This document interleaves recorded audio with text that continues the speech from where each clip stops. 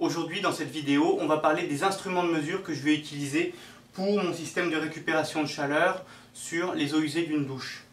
Parce que jusqu'à présent, j'utilisais ce genre de petit thermomètre avec une sonde, donc c'est des petits thermomètres de terrarium, mais je suis très déçu des mesures. Avec les deux mêmes thermomètres, avec les deux mêmes sondes au même endroit, j'ai des mesures qui sont différentes et j'arrive pas à avoir quelque chose de précis. La meilleure chose que j'avais trouvée jusqu'à présent, c'était ce type de thermomètre, des thermomètres avec un doigt de gant pour application de chauffage. Bon, c'est bien, c'est des thermomètres à mercure.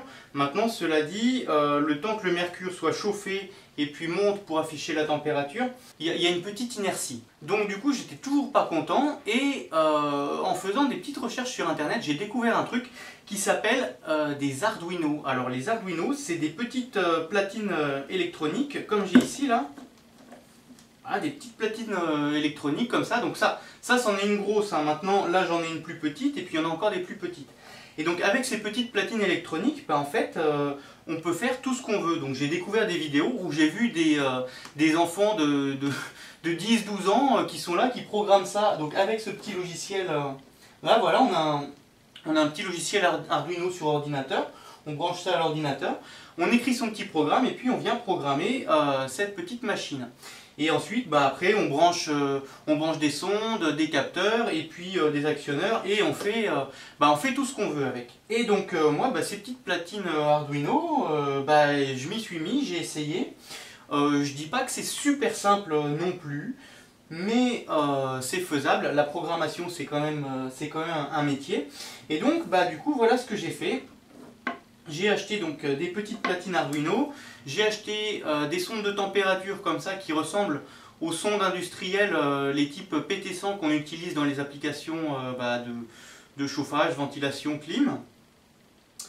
Et donc ça c'est des DS18B, je sais plus quoi, voilà. 95 centimes la sonde sur internet, voilà. Une petite platine Arduino et puis un petit écran LCD.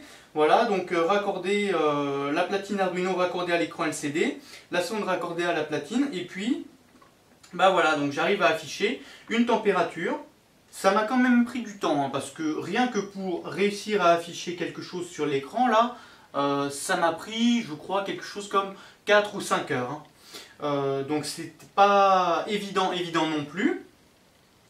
Et donc ça a été une étape. Ensuite, une autre étape qui a été de me dire, voilà, si c'est raccordé à l'ordinateur, est-ce qu'on ne peut pas avoir ces données sur l'ordinateur?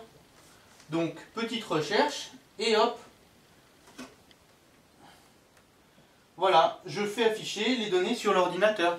Et une fois que j'ai eu ce résultat, je me suis dit, ça serait quand même bien d'avoir les données sur Excel.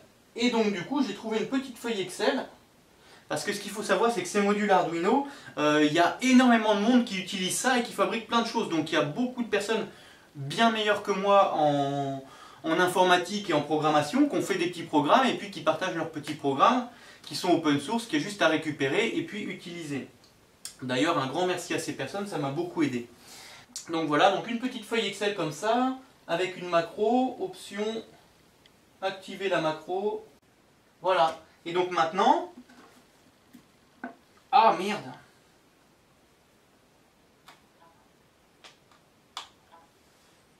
Voilà, donc là on a la température, et si je connecte la feuille Excel à ce petit module,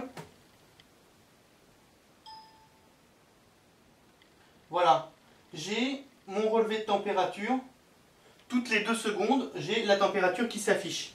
Voilà, bon alors là ça m'a encore pris 4 à 5 heures, hein, c'est beaucoup de boulot.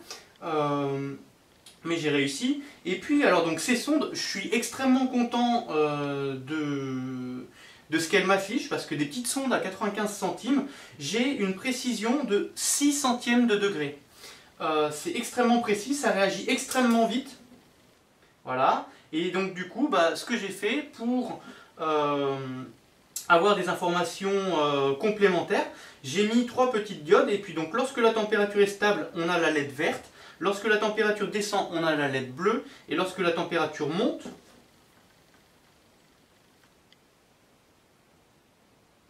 on a la LED rouge.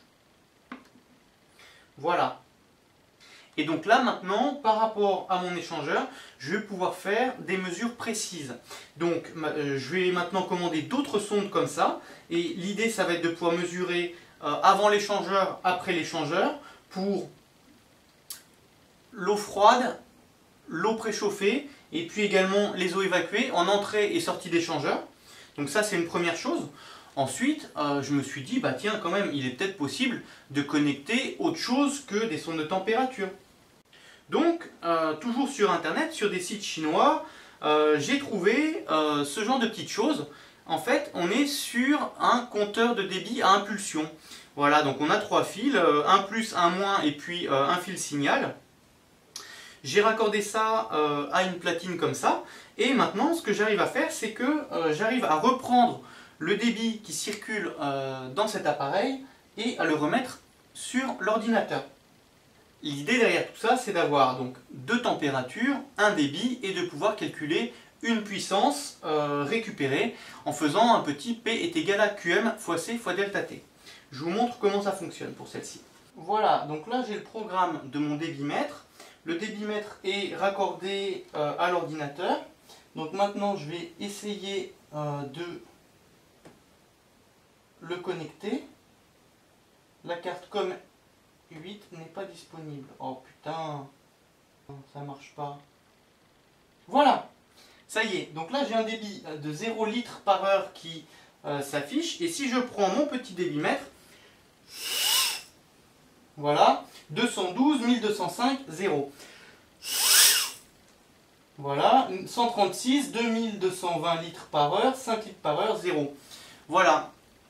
Donc en fait, on a une petite hélice à l'intérieur avec un petit aimant dessus. Et puis, bah, ce petit capteur vient détecter le nombre de tours qui a été effectué par l'aimant monté sur l'hélice.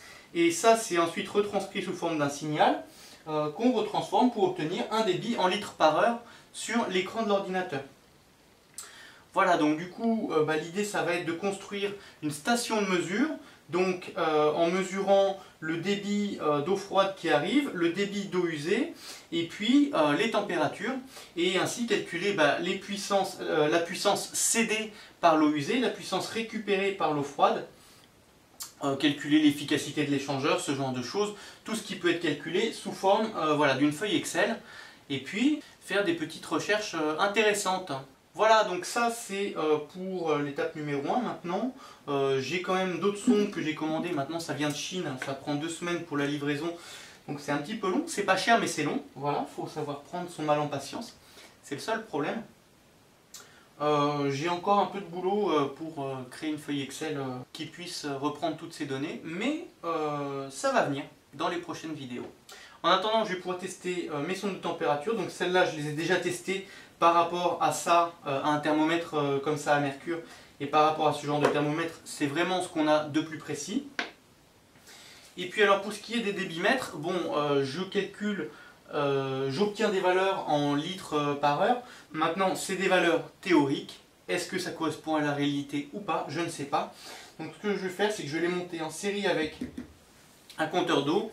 Je vais faire circuler de l'eau pendant 10 minutes et puis je comparerai avec un débit mesuré comme ça avec un compteur d'eau et puis un débit mesuré comme ça en instantané. Je ferai une comparaison. Et si j'obtiens les mêmes valeurs, je saurai que je peux faire confiance à ce genre de petit débitmètre comme ça. Un petit truc comme ça, c'est 5 € sur Internet. Si vous pensez que ça peut intéresser des gens parmi vous, n'hésitez pas à partager. Ou si vous avez des remarques, n'hésitez pas à mettre un petit commentaire ou même un petit pouce vers le haut. Ça permet de soutenir la visibilité de cette vidéo sur YouTube.